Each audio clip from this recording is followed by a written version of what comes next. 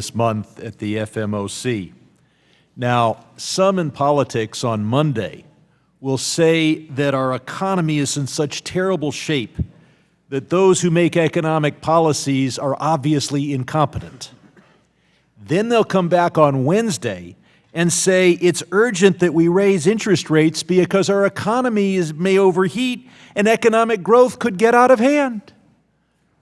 Only in this room can you juxtapose those two positions.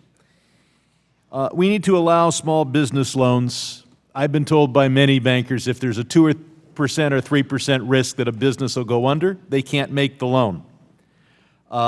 Jamie Dimon was sitting where you are now and said, well, he couldn't find qualified small business borrowers under that standard, so he sent his money to London where it was eaten by a whale. It would do a lot for the security of our financial system, and also help the economy of this country, if banks were able to make prime plus 3, prime plus 4 loans to businesses that had a little risk, and of course provide a reasonable reserve. Instead, I'm told if you don't qualify for prime plus 2, you leave the office.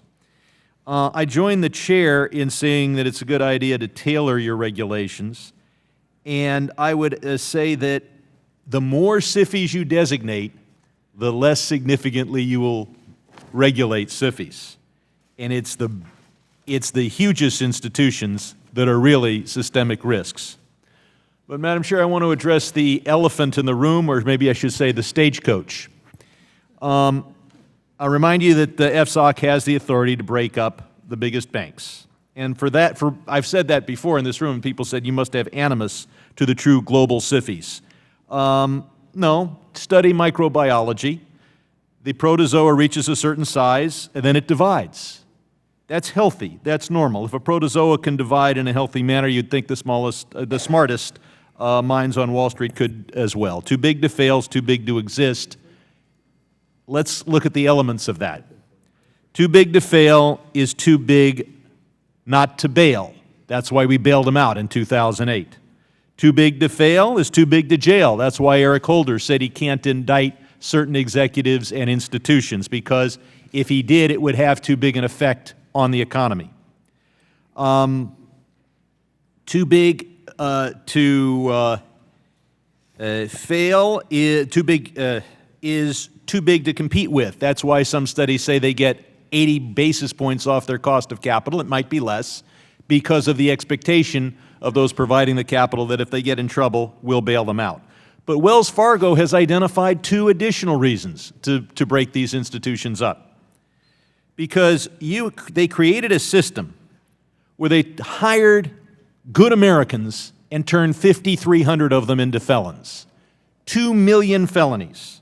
They failed to monitor the system. When they saw that there was that some individuals had created phony accounts, they fired 1,000 of them and didn't change the system and didn't fire the executives that created the system that created the first 1,000 felons until they had 5,300 felons.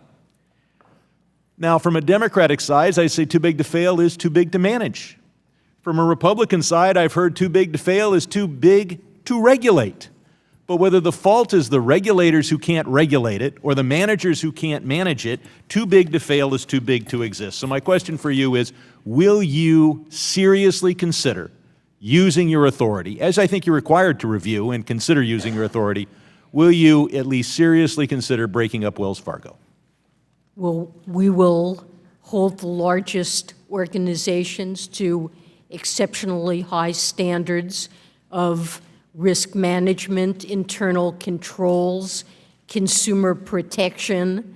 We expect their boards. But if you broke Wells Fargo up, then instead of trying to hold them up to those really high standards, people could choose, which financial institution to go with. They wouldn't pose a systemic risk by saying you're going to hold the giant institutions up to standards, something you have not been able to do 2 million times, 2 million phony accounts.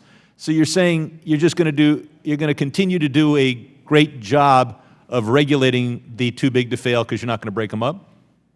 Well, we believe it is possible, even though it's extremely challenging for organizations to comply with the 2 law. million phony accounts not detected by the regulators. Break them up. Time of the gentleman has expired. The chair now recognizes the